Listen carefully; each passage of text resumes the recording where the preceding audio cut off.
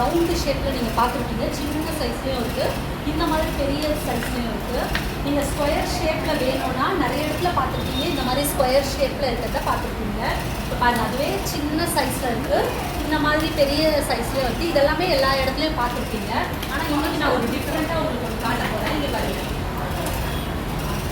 இது பார்த்தீங்களா, ஸ்டார் வடிவில் இந்த மாதிரி ஒரு மனை வந்து நீங்கள் எங்கேயுமே பார்த்துருக்க மாட்டீங்க. இது எங்கே பார்த்தீங்கன்னா பூம்புகாரில் தாங்க இந்த ஒரு மனை இருக்குது.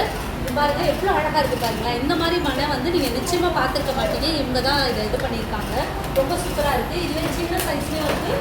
உங்களுக்கு வேணும்னா இன்னும் பெரிய சைஸில் வேணும்னாலும் இது பாருங்க, இந்த மாதிரி ஸ்டார்ஸ் இருக்குது. இதில் நீங்கள் கிருஷ்ணரை உட்கார வச்சு நீங்கள் பண்ணிக்கலாம். அதுக்கப்புறம் விநாயகர் சதுர்த்திக்கு விநாயகரை உட்கார வச்சுக்கலாம்.